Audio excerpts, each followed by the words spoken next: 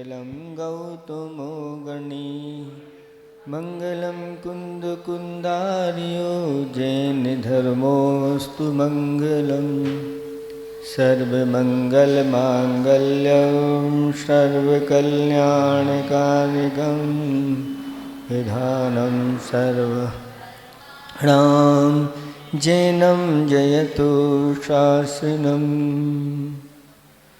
प्रणिपत्तु वर्धमानं प्रश्नोत्तररत्नमालिकां वक्षे नागनरामरवन्द्यं देवं देवाधिपं वीरम्। देवादिदेव 1008 कैवल्य कमलापति श्री आदिनाथ भगवान की, देवादिदेव 1008 वर्तमान शासनायक महावीर भगवान की, परम पूज्य 108 आचार्य प्रवर गुरुवर श्री विद्यासागर जी महामुनिराज की, परम पूज्य राजर्षि अमोघ वर्ष महामुनिराज की, 3 कम 9 करोड़ मुनिराजों की। बोलिए परम पूज्य मुनि 108 श्री विमल सागर जी महाराज की, समस्त मुनि संघ की। पाठ करेंगे।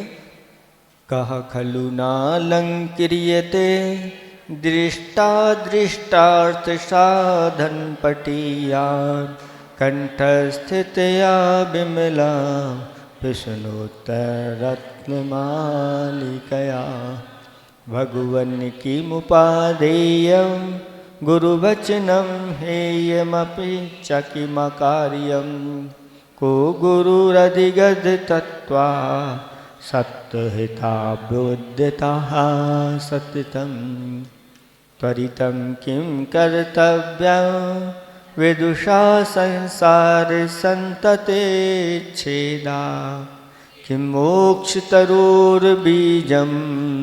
सम्यक् ज्ञानं क्रियासहितं किं पथदनं धर्मः का शुचिरेः यस्य मानसं शुद्धं कः पंडितो विवेकी किं विस्मोधीरिता गुरुवा किं संसारे सारं बहुसोऽपि विचिन्त्यमानमिदमेव मनुजेषु दृष्टतत्त्वं सुपरहितायोदितं जन्म मदिरेव मोहजनकाः का स्नेहा के च दर्शवो विषया खावल्ली तृष्णा को वैरी नन्बनुद्योगा कस्माद् भय में मरणा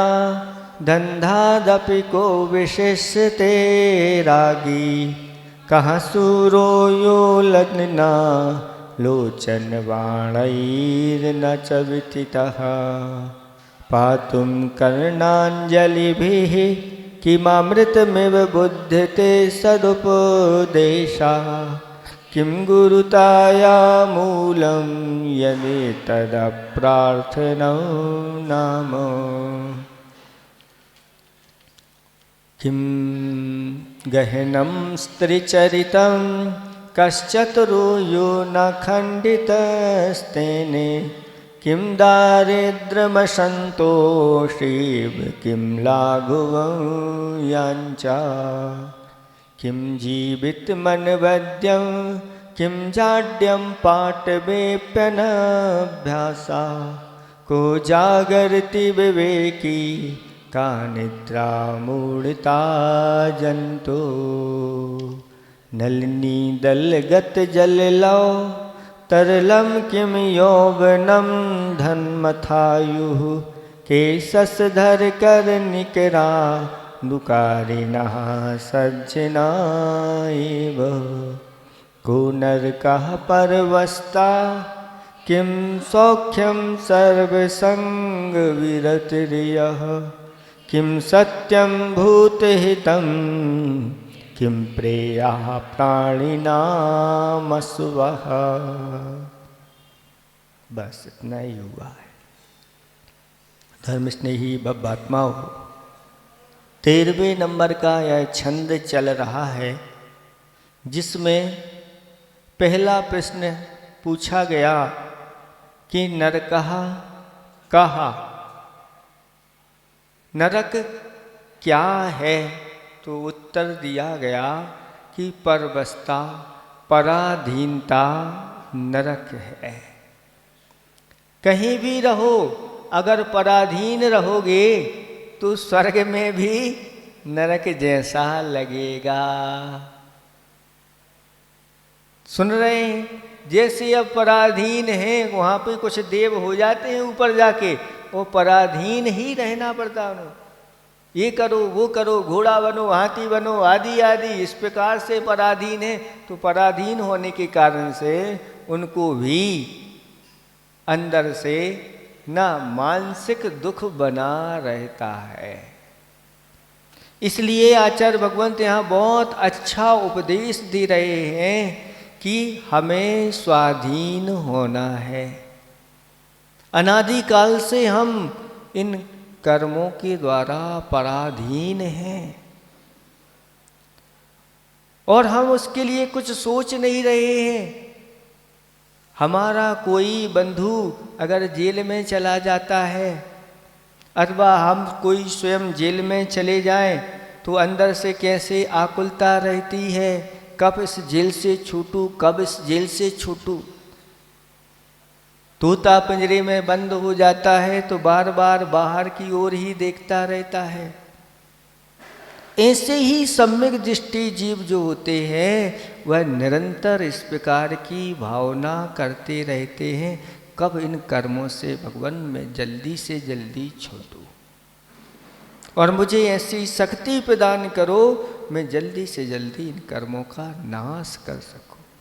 उसके लिए वह पूरा पुरुषार्थ करने के लिए लग जाता है, क्योंकि जब संसार के बारे में विचार करते हैं, इन 5 परावर्तन के बारे में विचार करते हैं तो इनका कोई ओर छोड़ नहीं है। अपने दुखों का भी ओर छोड़ नहीं है। कितने दुख इस संसार में रह करके हमने उठाए हैं, इसलिए अब स्वाधीन होने के लिए पुरुषार्थ करना चाहिए, क्योंकि स्वाधीनता ही सर्वश्रेष्ठ सुख माना जाता है। उसी के लिए आगे प्रश्न किया जा रहा है। अगला देखें, किम सौख्यम, सुख क्या है? देखो बहुत अच्छी परिभाषा यहाँ पर दी जा रही है। किम सौख्यम, सुख क्या है? उत्तर दिया जा रहा है, सर्वसंग वीरतिर यह। यह माने होता है जो, सर्वसंग वीरति, सर्वसंग से विरति होने का नाम ही क्या है? सुख है। और हम सुख कहाँ ढूंढते हैं? जिसके पास जितना परिग्रह होगा वह उतना सुखी होगा। जिसके पास धन ज्यादा होगा वो सुखी होगा। ऐसा है क्या? शास्त्रों में कहीं भी इस प्रकार से सुख की सामग्री इसको चीज को नहीं बताई, क्योंकि बहुत सारे ऐसे होते हैं सुख की सारी सामग्री उनके पास होती है, फिर भी वह दुखी रहते हैं। कोई तन दुखी तो कोई मन दुखी तो कोई धन दुखी, दुखी नजर आते हैं। किसी न किसी प्रकार से दुख तो है। एक राजा दुखी हो गया और उसको चिंता हो गई कि मेरा जो राज्य है अभी बहुत कम है, और भी उन राजाओं के बारे में चुना, उनके पास तो बहुत कुछ है। इस चिंता को लेकर के वह बीमार पड़ गया। अंदर से कोई बीमारी नहीं, अच्छे अच्छे वैद्य बुलाए गए, डॉक्टर बुलाए गए, इनको कोई भी रोग नहीं है, शारीरिक रोग नहीं है, लेकिन उसके लिए मानसिक चिकित्सा वाला चाहिए। तो एक सा ही एक वैद्य आया और उसने पकड़ लिया कि इनको मानसिक बीमारी है, कोई इनके लिए अंदर से चिंता है। और बातों बातों में चर्चा करते करते राजा के भाव उन्होंने पकड़ लिए और राजा से कहा कि राजन, आप बिल्कुल जल्दी ठीक हो जाओगे। इन राजा के लिए ऐसे व्यक्ति के वस्त्र चाहिए जो सर्व सुखी हो। सुखी व्यक्ति के वस्त्र ले आओ, ये राजा बहुत जल्दी सुखी हो जाएंगे, इनके रोग दूर हो जाएंगे। और सभी जगह सबके यहाँ गए और कहा, भाई आप तो सुखी हैं, सर्व सुखी हैं, आप अपने वस्त्र दे दो। तो सब कोई ना कोई, किसी ना किसी घर में कोई ना कोई समस्या, सब कहते हैं हम सर्व सुखी नहीं हैं भैया, किसी की ये समस्या है, किसी की वो है, किसी की। एक व्यक्ति के पास सब कुछ है फिर भी कह रहे हैं हम सर्व सुखी नहीं हैं। क्यों? वो कह रहा हमारे पास सब कुछ है, स्वस्थ भी सब कुछ है, लेकिन पड़ोसी के यहाँ बहुत ज़्यादा है हमसे, इसलिए हम दुखी हैं। कोई ना कोई किसी ना किसी को लेकर के दुखी बने रहते हैं। पड़ोसी की दुकान ज़्यादा चल रही है, अब अपनी कितनी चल रही है उससे मतलब नहीं है, पड़ोसी के यहाँ भीड़ क्यों लगी है इससे मतलब है, और हमारे यहाँ भीड़ नहीं है, आदि आदि। तब सब जगह गए, कोई भी ऐसा नहीं मिला जो शाम हो गई और शाम को ढूंढते ढूंढते एक व्यक्ति नदी के किनारे बैठ करके चैन की बंसी बजा रहा था। और उन लोगों ने सोचा कि ये तो सुखी होगा क्योंकि ये बिल्कुल अच्छे निर्द्वंद होकर के बैठा हुआ है। और पूछा, क्यों भाई आप सुखी हो? वह कहता है, सुखी नहीं होते तो यहाँ चैन की बंसी क्यों बजा रहे होते? मैं तो सुखी हूँ, मुझे कोई चिंता नहीं है। तो कहते हैं वे लोग, भैया जल्दी करो, आप अपनी कमीज जो होती है, शर्ट जो है, मुझे आप अपनी दे दो, कुर्ता। वह कहता है, कुर्ता होए तो दे क्योंकि ये कुर्ता तो अनेक प्रकार के दुख का कारण है, मेरे पास वस्त्र है नहीं, मैं तो एक लंगोट में ही अपना काम चला लेता हूँ। तो जब राजा को इस प्रकार से खबर दी गई तो राजा कहता है कि उसके पास कुछ नहीं है और वह सुखी है, एक लंगोट में ही वह सुखी है, और मेरे पास इतना राज्य होते हुए भी मैं चिंता कर रहा हूँ। बस इतना उसके दिमाग में आया, अब चिंता छोड़ के वह चिंतन करने लग गया। और जैसे ही उसने चिंतन किया तो वह उसका भीतरी जो रोग था वो सब दूर हो गया और वह अपने काम में लग गया। शास्त्रों में आया है, चिंतया नश्यते ज्ञानम, चिंतया नश्यते बलम, चिंतया नश्यते बुद्धिर, व्याधिर्भवति चिंतया। चिंता ज्ञान को नष्ट कर देती है, चिंता बल को नष्ट कर देती है, चिंता से बुद्धि नष्ट हो जाती है, और व्याधिर्भवति चिंता, व्याधि भी चिंता से होती है। बहुत सारी व्याधियां तो चिंता से, अगर चिंता नहीं है तो व्याधि शरीर की होगी तो वो भी जल्दी ठीक हो जाती है। इसलिए आचार्य भगवंतों ने ध्यान आदि ग्रंथों में कहा कि जो चिंता करने वाला होता है वह ध्यान का अधिकारी नहीं होता। जो चिंतन करता है वही वास्तव में ध्यान कर सकता है, नहीं तो चिंता और चिता एक बिंदु का मात्र अंतर है, लेकिन फर्क बहुत है। एक जो चिता होती है वह मरे को जलाती है, लेकिन चिंता जीवित को जला देती। इसलिए अंतर बहुत है। इसलिए यहाँ पूछा जा रहा कि सुख क्या है, तो उत्तर दिया जा रहा है परिग्रह से रहित होना ही सुख है। वो परिग्रह क्या है? वस्तु के प्रति मूर्छा का नाम परिग्रह है। मूर्छा परिग्रह। और वह परिग्रह दो प्रकार का होता है, एक बाह्य परिग्रह और दूसरा अंतरंग परिग्रह। बाह्य परिग्रह क्या है? तो क्षेत्र है, वास्तु है, हिरण्य है, स्वर्ण, धन, दान, दासी, दास, कुप, भांड, ये 10 प्रकार के परिग्रह कहे गए हैं। इन परिग्रहों को जो जितना बढ़ाता चला जाता है वह उतना दुखी होता चला जाता है। दुखी क्यों होता चला जाता है? आप लोग यहाँ शहर वाले हो जो गांव में रहते हैं, वो गांव वाले देखो कैसे सुखी रहते हैं, शांति से बैठे रहते हैं, दिन भर महाराज की सेवा करते हैं।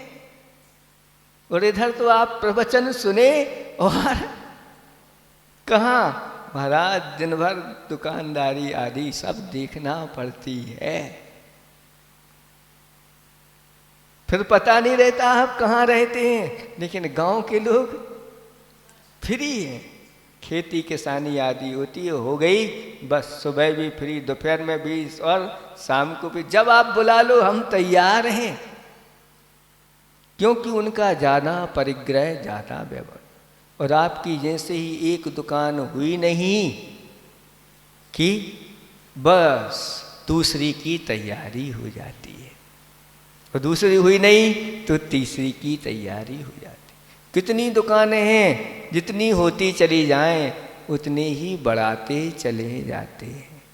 अब जितनी बढ़ाओगे उतनी चिंता भी बढ़ेगी, उतनी व्यवस्था भी करना पड़ेगी, उतनी देखरेख भी करना पड़ेगी। ये सब होता चला जाता है। इसलिए आचार्य भगवंतों ने परिग्रह में सुख नहीं बताया। वह जो जितना क्या करता है, परिग्रह का त्याग करता है, वह उतना ही सुखी होता चला जाता है। थोड़ा परिग्रह त्याग करोगे तो थोड़े सुखी होगे, और बहुत करोगे तो बहुत सुखी होगे, और सब कुछ परिग्रह का त्याग करोगे तो अब पूर्ण रूप से आप सुखी हो जाओगे। महाराज हम तो इसलिए आए थे कि आप तो ऐसा कोई उपाय बता दो हमारी दुकान अच्छी चले। तो यहाँ भाई आपके लिए तो सही सही मार्ग बताया जाएगा।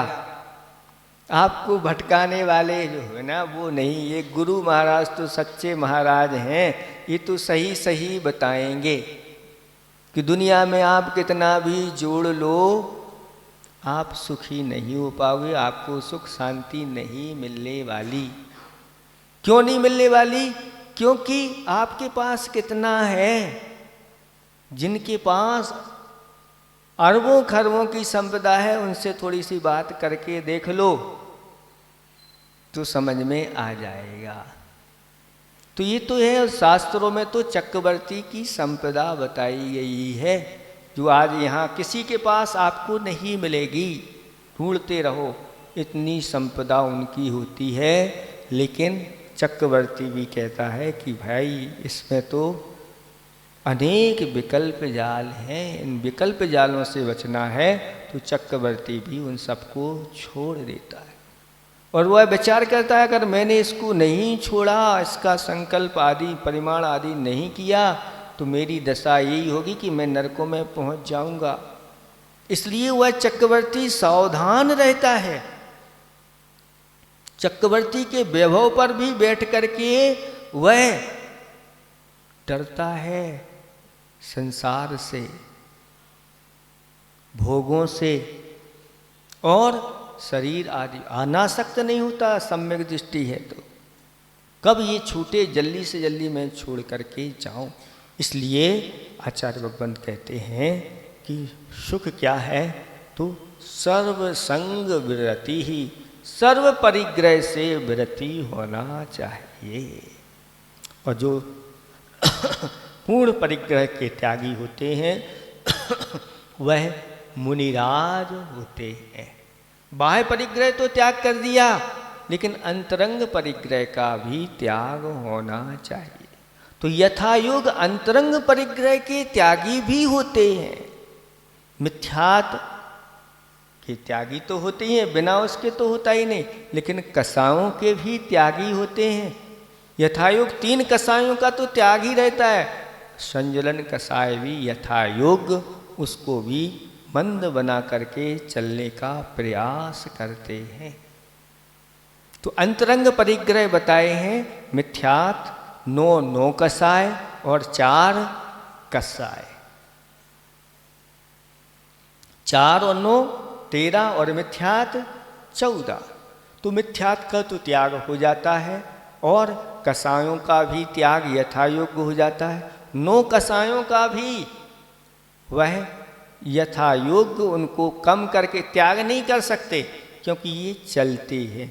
तो संकल्प रूप से तो उनका कुछ त्याग होता है, लेकिन फिर भी ये बने रहते हैं। ये 9 कसाएँ आगे के गुणस्थानों में भी चलती हैं। 8वें गुणस्थान आदि में 9वें गुणस्थान तक इसका भी सत्य वहाँ पर देखा जाता है। तो इस प्रकार से अंतरंग और बहिरंग परिग्रह। लेकिन पहले अंतरंग परिग्रह नहीं, पहले बहिरंग परिग्रह त्याग किया जाता है, फिर जाकर के अंतरंग परिग्रह। लेकिन यथायोग्य कुछ ऐसे भी परिग्रह अंतरंग होते हैं जो पहले भी उनका त्याग हो जाता है, जैसे मिथ्यात आदि, इनका तो त्याग कर सकते हैं। इस प्रकार से लगा लेना चाहिए। उदाहरण के रूप में देखें कि बिना बाह्य परिग्रह त्याग किए हुए अंतरंग परिग्रह नहीं जाता। उसके लिए उदाहरण बहुत अच्छा है। जैसे चावल है और चावल के ऊपर एक छिलका लगा रहता है, और छिलका से जो चावल होता है उसको धान बोलते हैं। तो कोई ऐसी आज तक मशीन बनी है जो ऊपर का छिलका ना उतारे और भीतर उसकी ललामी जो होती है उसको दूर कर दे। चावल की जो अंदर चावल होता है, उस चावल के ऊपर एक ललामी होती है, फिर उसके ऊपर छिलका होता है। तो उस छिलका को अलग किए बिना कोई उस चावल के अंदर की ललामी अलग कर दे, हो सकता है? नहीं हो सकता। पितम हटे छिलका तभी लाली हटती भ्रात। पितम पहले छिलका हटाओ, फिर ललामी है तो ललामी को भी उसको पालिश के माध्यम से उसको हटाओ, तो लाली हटती बात। फिर इस प्रकार से आप उस भात को बना करके खाते हैं तो वह अपने आप में उसकी सुगंधी और स्वादिष्ट इस प्रकार से बनता है। इसी प्रकार आचार्य भगवंतों ने कहा कि बाह्य परिग्रह त्याग करोगे तब जाकर के अंतरंग के परिग्रहों का भी पूर्ण त्याग हो सकता है, नहीं तो नहीं हो सकता। इसलिए इस परिग्रह से ऊपर उठना चाहिए, क्योंकि यह परिग्रह परि आसमंत्रात गृह्णाति इति परिग्रह, जो मनुष्य को, जीव को चारों ओर से जकड़ करके रखता है, वह क्या है? परिग्रह है। 9 ग्रह तो आप दूर करते रहते हो, भगवान की पूजा पाठ आदि के माध्यम से नवग्रह मेरे दूर हो जाएं, लेकिन 10वां जो ग्रह है वो क्या है? परिग्रह है। उसको दूर करने के लिए बिरले लोग प्रयास करते हैं, और वही दूर करते हैं जो त्याग करते हैं अथवा दान आदि के माध्यम से उसको निकालते रहते हैं। वो ही चतुर व्यक्ति हैं, बाकी तो फंस करके ही अपना जीवन समाप्त कर देते हैं। ऐसा जानना चाहिए। पाप भी है, संज्ञा भी है, यही तो इसी के माध्यम से, ये पाप तो है लेकिन पाप का फल नहीं है, ये पुण्य का फल है। अब इसके माध्यम से चाहें तो आप अपने पाप को और धो सकते हैं और पुण्य बढ़ा सकते हैं। यही सही सही मनुष्य की चतुराई मानी जाती है और वह व्यवस्थित अपने जीवन को चलाता है और काम करता रहता है। मिथ्या तो हो जाएगा। और जैसे अब पंचम गुण स्थानवर्ती हो गया अथवा चतुर्थ गुण स्थानवर्ती है तो अनंतानुबंधी कसाय का त्यागी। बाह्य परिग्रह त्याग नहीं हुआ है, लेकिन अंतरंग परिग्रह मिथ्यात जो है वह त्याग कर। तो यथायुग हमने आपको बताया था कि मिथ्यात का तो त्याग हो जाता, बाकी सब परिग्रह को वह त्याग कर दे तो नहीं कर सकता, संभव ही नहीं। कसाय में भी कौन सी कसाय? अनंतानुबंधी। बाकी 3 कसाय तो उसकी हैं, 9 कसाय तो साथ में रहेंगी। इसी प्रकार से मुनिराज भी हैं। मुनिराज भी उनकी पूरी अंतरंग परिग्रहों का त्यागी नहीं होते, क्योंकि ये ऊपर जाकर के जो मुनिराज होते हैं जिनकी कसाओं का अभाव हो गया, 9 कसाय का अभाव हो गया, वो ही पूर्ण त्यागी अंतरंग परिग्रह के होते। अभी ऐसे वर्तमान में 6ठे 7वें गुण स्थानवर्ती हैं तो उनके पास 9 कसाय भी हैं और संजुलन कसाय भी 4, क्रोध मान माया लोभ भी हैं। इनके त्यागी नहीं होते, फिर भी प्रयास ये करते हैं कि करने योग्य नहीं करते, लेकिन इनके बिना अभी चल नहीं सकता। वो तो रहते ही उदय में आता है और उस प्रकार की थोड़ी सूक्ष्म परिणति होती है, वो आप पकड़ नहीं पाओगे, लेकिन फिर भी होती है, उसको हम नहीं कर सकते। इसलिए मिथ्यात को पहले त्याग करो। लेकिन अगर और सारे परिग्रहों का अंतरंग का त्याग करना है तो आपको आगे बढ़ना पड़ेगा। अब गृहस्थ है तो गृहस्थ जो है ना, अब वो परिग्रह का परिमाण जब तक नहीं करता तब तक पंचम गुण स्थान नहीं बनेगा। 5 अणुवृत्त चाहिए, 1 अणुवृत्त से नहीं बनेगा, 5 चाहिए। तो जब तक परिग्रह का परिमाण नहीं कर पा रहा है वह ऊपर नहीं उठ पा रहा है। इसलिए आचार्य भगवंत का एक संस्मरण है खजुराहो का, कि खजुराहो में जब आचार्य श्री गए वहीं पर हवाई अड्डा था और देखा कि हवाई जहाज ऊपर उठ रहा है। तो आचार्य श्री ने पूछा कि ऊपर क्यों उठ रहा है, ये किस चीज का बना हुआ है? तो कहा कि ये सबसे हल्की जो धातु होती है प्लेटिनियम उसका है। तो आचार्य ने कहा हाँ ये है, जो हल्का होता है वह ऊपर उठता चला जा। उनके दिमाग में ये बैठ गया कि जो यहाँ से हल्का होता चला जाता है वह उतना ही ऊपर जाता है। श्रावक 16वें स्वर्ग से ऊपर क्यों नहीं जा पा रहा है बताओ? तो श्रावक जो होता है उसके पास कुछ ना कुछ तो परिग्रह है, भली एक लंगोट है। ईलक जी महाराज हैं, मात्र एक लंगोट है। उस एक लंगोट के कारण से वह चतुर्थ काल में हैं। ईलक जी ऊपर नहीं जा पा रहे, 16वें स्वर्ग से ऊपर नहीं जा सकते। एक लंगोट का परिग्रह देखो,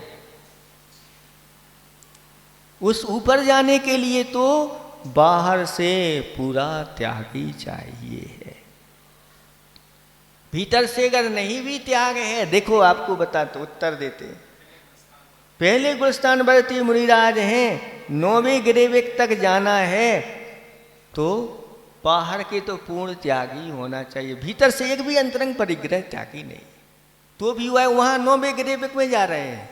अब अगर 9वें गिरिवेक से ऊपर भी जाना है तो फिर सम्यक्त चाहिए, बिना सम्यक्त के नहीं, मिथ्यात परिग्रह का त्याग होना चाहिए।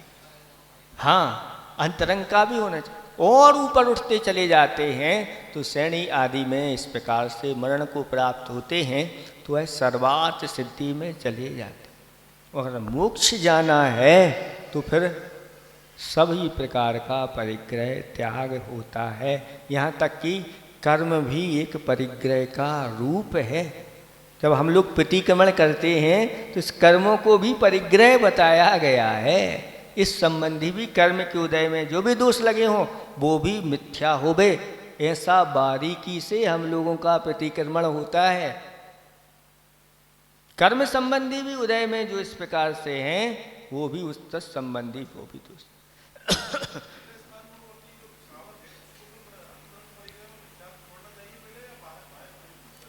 पहले छोड़ो ऐसा कहीं अपने शास्त्रों में ऐसा नहीं कि पहले, एक साथ भी छोड़ सकते हैं आप। कोई भी मान लो मिथ्या दृष्टि है और उसके अंतरंग में भावना हो गई व्रतों की लेने की और एक साथ श्रद्धा भी हुई तो व्रत के साथ उसने श्रद्धा के साथ व्रत भी ले लिए तो एक साथ पंचम गुण स्थान हो गया।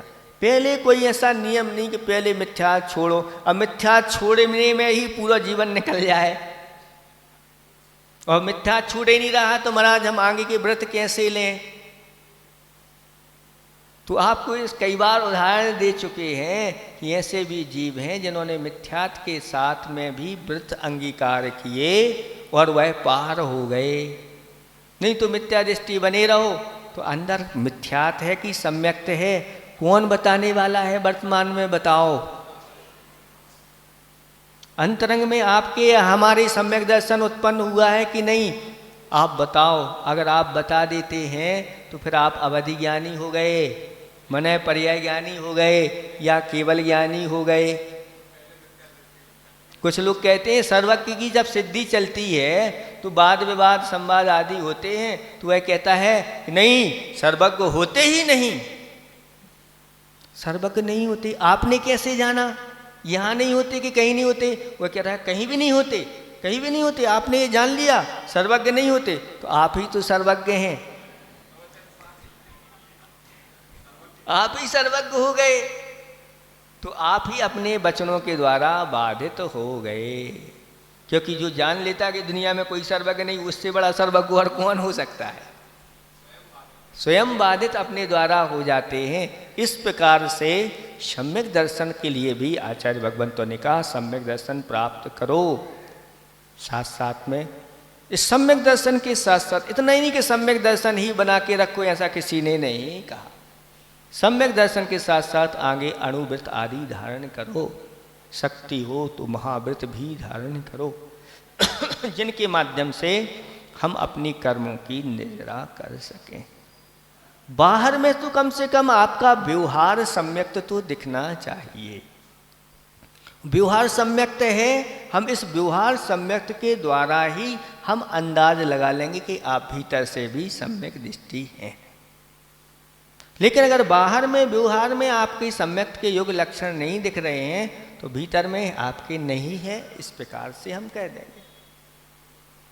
इस प्रकार से ही अनुमान के माध्यम से कहा जाता, वास्तविकता पक्का तो हम कह ही नहीं सकते ऐसा।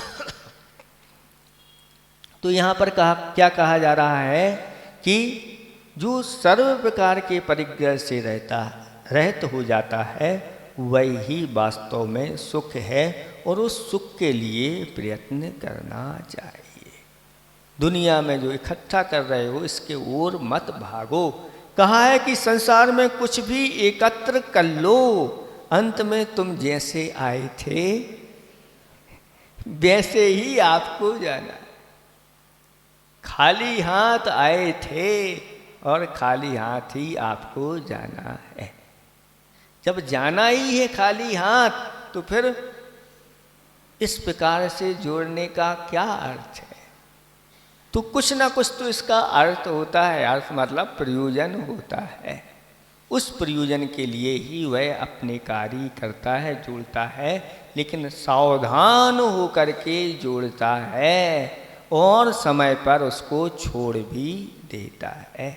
अगर आगे सुखी होना है तो, नहीं तो फिर दुख की परंपरा बढ़ती चली जाती है।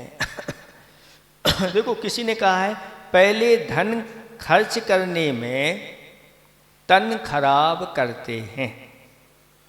पहले धन खर्च करने में तन खराब करते हैं, फिर तन ठीक करने के लिए धन खराब करते हैं। इसलिए इस चक्कर में मत पड़ो और अच्छी तरह से अपने तन और मन को स्वस्थ बनाना है तो इस धन के लालच लोभ आदि में नहीं पड़ो, त्याग के वृत्ति बनाओ जिसके माध्यम से हमारा सुख बढ़ता चले जाए। अगला प्रश्न है, देखो, किम सत्यम, सत्य क्या है? तो सत्य के बारे में तो आप लोगों ने बहुत सुना होगा, पढ़ा होगा, लेकिन यहाँ पर बहुत अच्छा उत्तर दिया जा रहा है। सत्य क्या है? भूत हितम, उत्तर दिया जा रहा है। भूत हितम का अर्थ होता है प्राणियों का हित करना, यह सत्य है। या प्राणियों को अपना हित करना अथवा प्राणियों का हित करना, दोनों ही इसमें गर्वित हैं। यही सत्य है। इस मनुष्य जीवन का कोई सत्य है तो अपना हित करो और प्राणियों का हित करो। प्राणियों का हित कैसे होगा? तो सच्चे उपदेश के माध्यम से प्राणियों का हित होता है। भगवान की दिव्य धुनी प्राणियों के हित के लिए उनकी दिव्य धुनी खिलती है, जिसमें सभी प्राणियों का हित निहित होता है, ऐसा जानना चाहिए। तो अपने उपदेशों के माध्यम से प्राणियों का हित करना चाहिए। जो पाप में लगे हैं, पाप का इस प्रकार का फल होता है उनको बताओ, और इसके माध्यम से अनेक प्रकार के दुख मिलते हैं। इस भाव में भी दुख मिलते हैं, पर भाव में भी दुख मिलते हैं। इस प्रकार का उपदेश दे करके उनसे पाप छुड़ाओ, जितना हो सके हमें करना चाहिए। चाहे वह जैन हो, चाहे जैनेतर हो, कोई भी हो, अगर इस प्रकार से वह विष्णु में लगे हैं, उनके विष्णु को छुड़ाओ। यथायुग जितने पाप का त्याग कर सकें उनको पाप का त्याग करो। अंडा, मांस, मछली, शराब आदि आदि ऐसे खोटे व्यसन होते हैं, ऐसे खोटे व्यसन का अगर त्याग करा दिया तो वही उनके लिए उपदेश होता है। ऐसे लोगों के लिए सिर्फ इतना ही कर दो, उनका वही धर्म है। अगर उन्होंने इतना त्याग कर दिया, उनका धर्म वही हो गया। इतना कर दिया, आगे जाकर के उनको सारी अनुकूलताएं मिलती चली जाएंगी। आपने बस बता भर दिया कि बस वहाँ से मिलती है, इतना बता दिया, अब वो वहाँ चला जाएगा, बस में बैठेगा, पार हो जाएगा। और आपने इतना त्याग करा दिया, एक वस्तु का भी अगर त्याग करता है और संकल्प बना करके रखता है, यहाँ तक कि आचार्य भगवंतों ने तो ऐसा कहा कि अगर कोई त्याग नहीं कर रहा है, एक शराबी है, वह शराब का त्याग वो कहता है हम कर नहीं सकते, उसके बिना हम रह नहीं सकते, तो ठीक है, कोई बात नहीं। वह क्या है, जहाँ शराब रखी है वहाँ, और यहाँ पर वह रस्सी बनाने का काम कर रहा है, रस्सी बांधता है, तो कहते भैया जब तक वो शराब रखी है वहाँ से वहाँ तक के बीच का तो तुम्हारा कम से कम त्याग है, कर दो, इतना त्याग कर दो। इतने बीच में का बीच का त्याग ही हो गया, और यूं हुआ कि वह बीच में ही मर गया, तो वह शराब का त्यागी माना जाएगा। और उसके फलस्वरूप वह उसका कुछ ऐसा उदय आया कि वह अच्छे कुल में जाके उत्पन्न हो गया। अब अच्छे कुल में उत्पन्न हो गया तो आगे सारी सब चीज़ें उसको मिलती जाती हैं और आगे उसका उत्थान हो जाता। इसलिए त्याग की महिमा अपने आप में सर्वोपरि है, ऐसा जानना चाहिए। इसलिए इन प्राणियों के लिए उपदेश दे करके विषण आदि का त्याग कराना चाहिए। और प्राणियों का हित कैसे करें? मात्र उपदेश देने से ही उनका हित हो जाएगा क्या? नहीं, उपदेश के साथ साथ उन्हें कुछ आवश्यकता है। जिसको भूख लगी है और 2 दिन 3 दिन से भूखा है, कोई मांगने के लिए आया कि हमारा भूख लगी है, 3 दिन से मैं भूखा हूँ, तो पहले हमारा उपदेश सुन लो। आप उपदेश भी सुनाओगे तो उसको तो रोटी दिखेगी, पानी दिखेगा, और कुछ नहीं। कुछ समझ में आया कि नहीं? वह कहता है मुझे भूख लगी है। थोड़ा और उपदेश सुन लो, कुछ समझ में आया कि नहीं? वह कहता है मुझे भूख लगी है। तो इसलिए पहले उसको अच्छे से भोजन करा दो, और फिर उसको उपदेश दे दो तो वह आपका उपदेश ग्रहण कर लेगा। इसलिए शास्त्रों में वर्णन आया है कि जो भी इस प्रकार से दीन दुखियों के ऊपर भी करुणा दान करना चाहिए। और जो हमारे साधर्मी भाई हैं इनके लिए भी यथायोग जितना हो सहयोग करना चाहिए। ये भी अपने आप में धर्म कहा गया है। और शास्त्रों में जब पढ़ते हैं कि देखो ऐसे कोई साधर्मी भाई है आधा राज्य दे देते हैं, अपनी बेटी दे देते हैं, आदि आदि इस प्रकार से दे देते हैं। किसी का ये सच्चे देवसास गुरु का भक्त है ऐसी परिचय हो जाता है तो उसकी मदद कर देते हैं। इस प्रकार से सारी चीज़ें करना चाहिए। शास्त्रों में है, शास्त्रों में आचार्य भगवंतों ने कहा विद्यालय बनवा करके विद्या का दान करना चाहिए, औषधालय बनवा करके औषध का दान करना चाहिए, अनाथालय आदि बनवा करके अनाथ जीवों की वहाँ पर रक्षा करना चाहिए। और भी अनेक प्रकार के जो हैं उनकी रक्षा करने का उपाय निरंतर करते रहना चाहिए, क्योंकि यह कौन सा दान कहलाता है, ये करुणा दान के अंतर्गत आ जाता है। लेकिन यथायोग देख करके करना चाहिए, कहीं इसका कोई दुरुपयोग तो नहीं करना, बस इतना विवेक जरूर रखना चाहिए। तो ये हो गया। अगला प्रश्न क्या है, ये हो गया सत्य क्या है, तो प्राणियों का हित करना, जैसे भी हो सके अपन हित में अपना योगदान देना चाहिए। अब इसके बाद अगला प्रश्न है किम प्रेयः प्राणिनाम, प्राणियों के लिए प्रेया किम, प्रिय वस्तु क्या है। आप लोगों को क्या प्रिय वस्तु है बताओ हैं? वो उसमें पढ़ के नहीं बताओ। कोई कहता है हमें तो अपनी पत्नी प्रिय है, पत्नी कहती है हमें तो पति प्रिय हैं, कोई कहता है हमारे लिए तो हमारे पिताजी प्रिय हैं, कोई कहते हैं हमारी बेटी हमारे लिए सबसे प्रिय है। सब अपनी अपनी बताते हैं। कोई कहते हैं भैया हमें ये सब प्रिय नहीं, हमें तो धन प्रिय है हमें तो धन प्रिय है। लेकिन ये सब जो भी बताने वाले हैं ये सब झूठ बोल रहे हैं। क्या कर रहे हैं, आप कुछ भी कहोगे ये सब झूठ बोल रहे हैं। क्यों?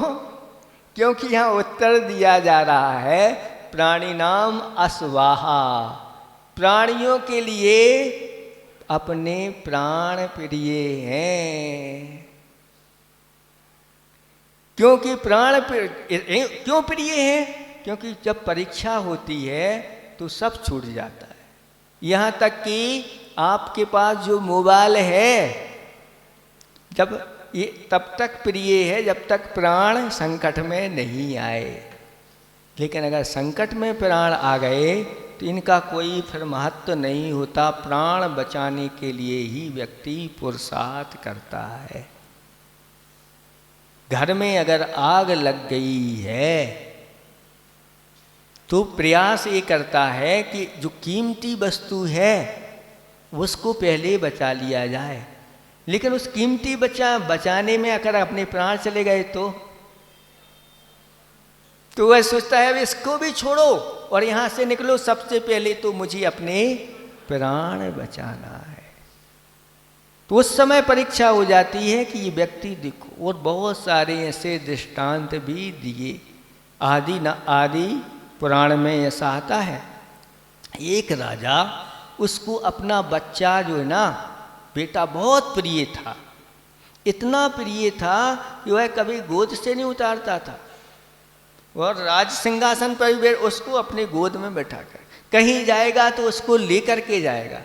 चलो बेटा आज आपको जंगल घुमाने के लिए ले जा रहे हैं। तो वह राजा उस बच्चे को घुमाने के लिए ले गया, खिला रहा है, एक दृश्य देखने में आ जाता है कि वहाँ से एक नाला था, उस नाले के बीचों बीच एक पत्थर था, उस पत्थर के ऊपर एक बानर बैठा हुआ था और अपने बच्चे को लिए हुए था। उस बच्चे को वह खिला रहा था। तब राजा कहता है कि जैसा मुझे ये बच्चा प्रिय है, ऐसे ही इस बानर को भी अपना ये बच्चा प्रिय है। घटना यूं घटी कि वहाँ नाले में पानी आ गया एकाएक ऊपर से। जब पानी आ गया तो अब आगे नहीं निकल पाया, कहीं जा नहीं पाया, तो वह धीरे धीरे पानी बढ़ता गया। और जैसे जैसे पानी बढ़ता गया, अपने बच्चे को लिए हुई था, वह ऊपर करता गया, ऊपर करता गया, यहाँ तक कि उसने अपने बच्चे को सिर पर रख लिया। इस दृश्य को देखता जा रहा है और पानी भी बढ़ता चला जा रहा है। यहाँ तक आया, यहाँ तक आया, पानी यहाँ तक आया और यहाँ तक। और जैसे ही वह पानी नाक तक आया, डूबने लगा और स्थिति परिवर्तित हो गई। जो बच्चा ऊपर था उसने नीचे रखा और उसी के ऊपर खड़ा हो गया। बस इस दृश्य को देख करके उस राजा को वैराग्य उत्पन्न हो गया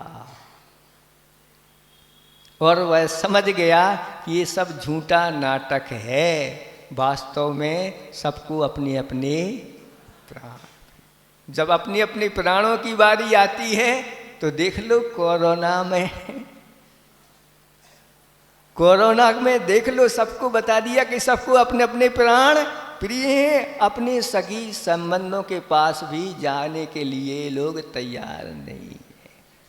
अब शास्त्र में क्या कहते हैं ना कि खुली किताब पढ़ना क्या, ये दुनिया एक खुली किताब है। ये खुली किताब है, आपको किताब खोलने की जरूरत नहीं, इसमें सब आप पढ़ते रहते हैं, ऐसी घटनाएं घटती हैं, बहुत बड़ी बड़ी शिक्षा हमारे लिए मिल जाती है।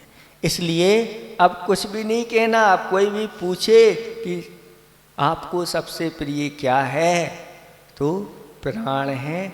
जैसे आपको अपने प्राण प्रिय हैं, ऐसे सभी जीवों के लिए अपने अपने प्राण प्रिय हैं।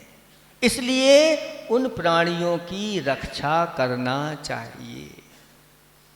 कोई मान लो आपके ऊपर आप लेटे हैं और कोई मान लो भारी व्यक्ति आकर के आपके ऊपर पैर रख दे, तो क्या होता है?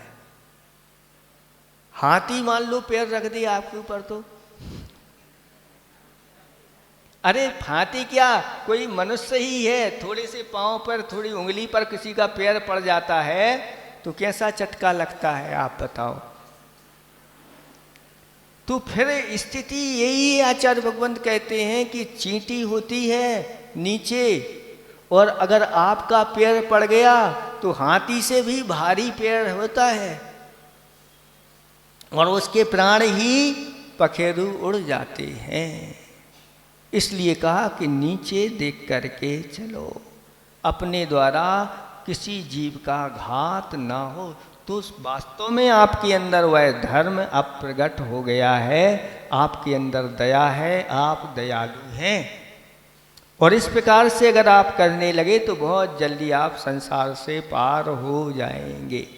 और अगर ये दया नहीं आई, धर्म का मूल अगर आपके अंदर नहीं आया, तो आप आगे जाके भगवान नहीं बन सकते। इसलिए शास्त्र स्कूलों में पहले लिखा रहता था कुछ पंक्ति, आत्मना पिति कुलानी परेशान समाचरित, इतनी पंक्ति रखी थी। मतलब जो जो बातें हमें अपने प्रति अच्छी नहीं लगती, वैसा हमें दूसरों के साथ नहीं करना। आपको कोई गाली दे तो अच्छा लगेगा क्या? इसको शाबाशी दे, हाँ बेटा आप अच्छी गाली देते हो, शाबाश। कोई आपको मान लो चांटा मारे तो अच्छा लगेगा, कोई मान लो इस प्रकार से आपको सुई चुभोए तो अच्छा लगेगा। जब आपको अच्छा नहीं लगता है तो फिर इस प्रकार का व्यवहार हमें दूसरे जीवों के साथ नहीं करना चाहिए। यही धर्म का सर्वस्व है। उस सर्वस्व को अच्छी तरह से धारण करो कि जो जो हमें अपने प्रति अच्छी बातें नहीं लगती वो हमें दूसरों को भी उस प्रकार का व्यवहार नहीं करना चाहिए। ठीक है, इतना ही हम पर्याप्त समझते हैं। इसलिए आचार्य भगवंतों ने हमारे लिए उपदेश दिया है कि इन प्राणियों की रक्षा करना है तो आप दिन में भोजन करिए और मर्यादा का भोजन करिए और छान करके पानी पीजिए और नीचे दृष्टि डाल करके चलिए, तब जा कर के इन प्राणियों की रक्षा हो सकती है। इस तरह से ये आपका श्लोक पूर्ण हो गया। अब हिंदी वाला पढ़ के एक बार और अपनी दृष्टि में लाएं। नरक कष्ट सम पीड़ा कारक, क्या है सुन लो परवशता। सुख की क्या परिभाषा सुन लो, सर्व परिग्रह मुक्ति कथा। और रहा क्या सत्य यहाँ पर, सर्व प्राणी का हित करना। प्रिय क्या जग में सब जीवों को, अपना जीवन प्राणपणा। इस तरह से इसमें 4 प्रश्न हुए। नरक क्या है? पराधीनता। सुख क्या है? सर्व प्रकार का परिग्रह का त्याग करना। सत्य क्या है? प्राणियों को अपना और पर का हित करना। किम प्रेया, और प्राणियों के लिए प्रिय वस्तु क्या है? तो अपने प्राण हैं। ठीक है, इससे कुछ पूछना तो नहीं आप लोगों को? तो आगे हाँ,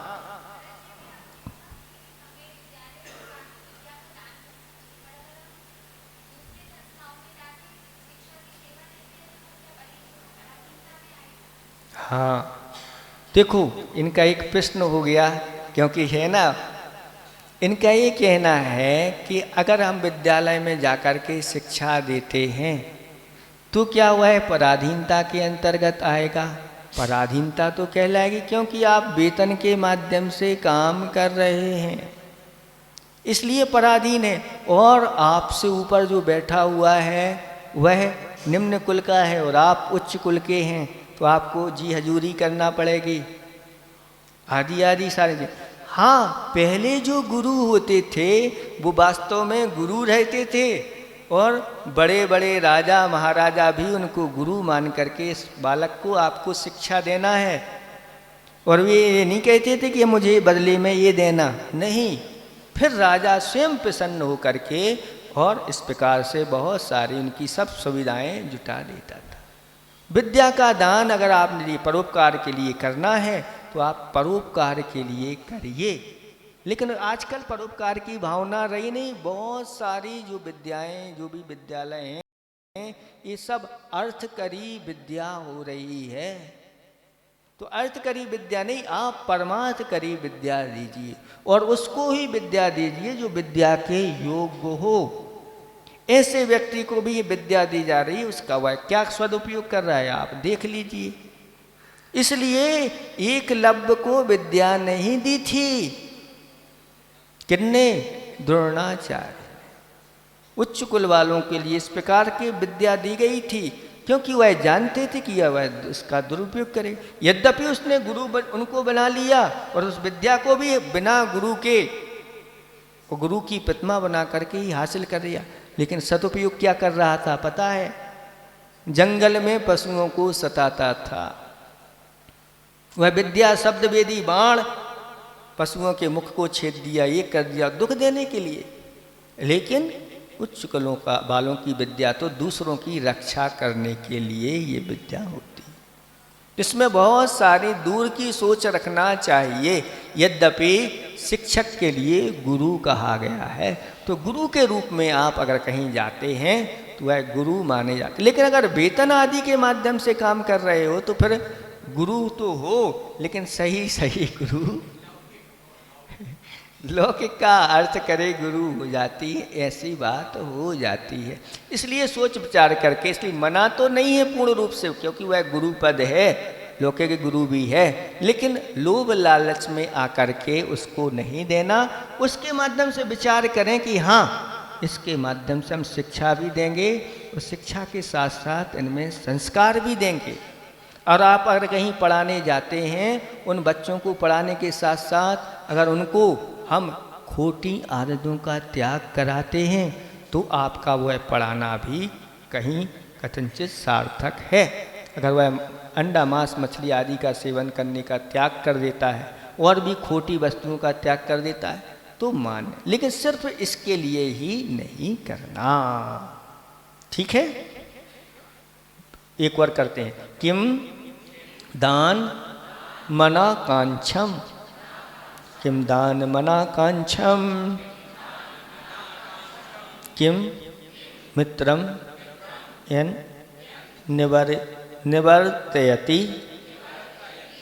पापात्, किम मित्रम यन निवर्तयति पापात्, कूलंकारः शीलम, कूलंकारः शीलम, किं वाचाम मंडनम सत्यम, किं वाचाम मंडनम सत्यम, किं दान मना कांक्षम, किं मित्रम यन निवर्तयति पापा, कूलंकारः शीलम, किं वाचाम मंडनम सत्यम।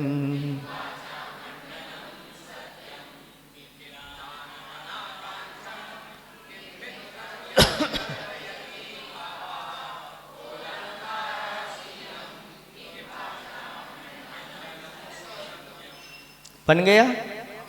देखो, अभी जो आप लोगों को बताया है, कोई भी अपन इस प्रकार के दान आदि करते हैं, अगर इसमें आप लोग गुरुओं की सलाह ले लें तो सर्वश्रेष्ठ होता है। चाहे आप विद्यालय बनवाना चाहें, चाहे अनाथालय खोलना चाहें, चाहे कोई भी किसी प्रकार का, अगर गुरुओं के परामर्श से करते हैं तो आप बहुत अच्छे रहेंगे, सफल होंगे। और कहाँ कैसे कहाँ पर सावधानी रखना है, वो सावधानी भी उसके साथ साथ होती चली जाएगी। अब अगला प्रश्न देखें, किम दानम, दान क्या है, ये प्रश्न है। दान किसे कहते हैं, दान की परिभाषा क्या है? तो उत्तर दिया जा रहा है, अनाकांक्षम, आकांक्षा से रहित तो होकर दान देना चाहिए। सुन रहे हैं आप लोग, आकांक्षा नहीं होना चाहिए इसके बदले में हमें क्या मिलेगा, कितना मिलेगा, क्या है, ये सब जो है ना, इस प्रकार की वृत्ति सही दान नहीं माना जाता। ख्याति, पूजा, लाभ आदि के लिए जो दान दिया जाता है वह सच्चा दान नहीं कहलाता। ख्याति, पूजा, लाभ को छोड़ करके जो दान दिया जाता है वह सच्चा दान है। दान छिपा करके दिया जाता है, छपा करके नहीं। दान के बदले में कुछ मांगना वह तो व्यापार हो गया। आपको बताया था ना, किसी ने कहा है कि सजदे के सिले में फिरदौस मिले मुझे मंजूर नहीं, बेलौस में बंदा हूँ कोई मजदूर नहीं। क्या कह रहा है? देखो, सच्चा भगवान का बंदा कौन होता है कि सजदे के सिले में फिरदौस मिले, भगवान की भक्ति, पूजा, आराधना करने के बदले में मुझे दौलत मिले, धन दौलत, वैभव मिले, मुझे मंजूर नहीं। क्यों? बेलौस में बंदा हूँ। बेलौस का अर्थ था निष्काम बंदा हूँ। दान जब भी दो, भगवान की भक्ति पूजा करो, वह निष्काम भक्ति होना चाहिए, निष्काम दान होना चाहिए। कोई मजदूर नहीं, जैसे मजदूर दिन भर काम करता है और शाम को लाओ सेठ जी, ऐसे ही आपने भगवान की पूजा पाठ की और भगवान से कहा भगवान ले आओ यही तो है। एक राजा जा कर के और भगवान के पास कह रहा है कि हे परवरदिगार, क्या आपकी कृपा से मेरा एक राज्य, 2-4 राज्य हो जाएं, आदि आदि। इस प्रकार से हे परवरदिगार, हाथ ऐसे फैला रहा भगवान के सामने। वहीं पर बाहर भिखारी बैठा हुआ है, वह देख रहा है।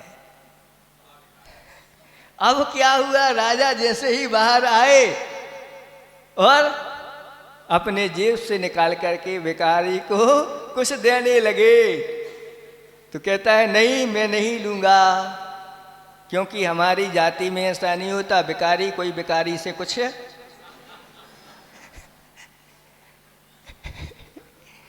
भिखारी से भीख नहीं मांगता, हमारे यहाँ ऐसा नहीं चलता। तो राजा को लगा कि क्या कह रहा है। वह कह रहा है कि मैं सच कह रहा हूं, मैं तो बहुत छोटा भिखारी हूं, मैं तो बहुत छोटा भिखारी हूं, थोड़ी सी चीज मुझे मिल जाती, इतने में भी हमारा संतोष हो जाता है। और मैंने देखा कि आप तो बहुत बड़े क्या क्या भगवान से अभी मांग रहे थे, आपको इस राज्य में भी संतुष्टि नहीं है, तो क्या होगा। तो राजा की समझ में आ गया। आप लोगों की समझ में आ रहा है कि नहीं? आप लोगों की समझ में आ जाए, बस इतना ही है। राजा की समझ में तो आ गया। इसलिए आकांक्षा से दान नहीं देना चाहिए। किसी ने कहा है कि आकांक्षा से दान देते हैं तो वह निम्न प्रकार का है, जैसे कोई भस्म के लिए, राख के लिए रत्नों को जला देता है, धागे के लिए मोतियों की माला तोड़ देता है, कोदों की खेती के लिए चंदन की बाड़ लगा रहा है, और छाछ के लिए रत्नों को बेच करके छाछ खरीद लो। वह इसी प्रकार से है कि आप दान दे रहे हैं और आपने मांग लिया, छोटी छोटी चीज मांग ली, तो आपका वह दान जो है ना बहुत घाटे का सौदा हो जाता है। जिसके माध्यम से आपको क्या मिलने वाला था और अब इतने में ही आप हो गए, क्या मांग लिया, ये घाटे का सौदा। इसलिए मांग किसी प्रकार की नहीं रखना चाहिए, अंदर से धर्म भावना के माध्यम से ही सारे प्रकार के दान करना चाहिए। मुझ में धर्म की वृद्धि हो, मेरे पापों का क्षय हो, मुझे मोक्ष की प्राप्ति हो, इस प्रकार की भावना रख करके कर सकते हैं। बाकी सांसारिक मांग नहीं रखना चाहिए, ऐसा यहाँ पर कहा जा रहा है। समय आपका हो गया है, आज इतना ही। कल रविवार है और कल का रविवार कहाँ होगा, ये यहाँ तो नहीं होगा। चंदन नगर के लोगों की थोड़ी सी भावना थी, एक दिन महाराज हमारे यहाँ पधारे, तो उनकी भावना के लिए उनको आशीर्वाद दिया है, अनुकूलता रही तो कल चंदन नगर में प्रवचन आप लोगों को सुनने को मिल जाएगा। तो कल की इस क्लास की छुट्टी है, ठीक है। परसों की अगर वापस यहाँ आ गए तो क्लास परसों की लगेगी, पता कर लेना महाराज वापस आए कि नहीं आए और नहीं आए तो फिर किसी और दूसरी कॉलोनी का कोई भाग जाग जाए तो बात अलग है। तो फिर जब आएंगे वापस तभी से यह क्लास चालू हो जाएगी। बोले परम पूज्य मुनि 108 श्री बिमल सागर जी महाराज की।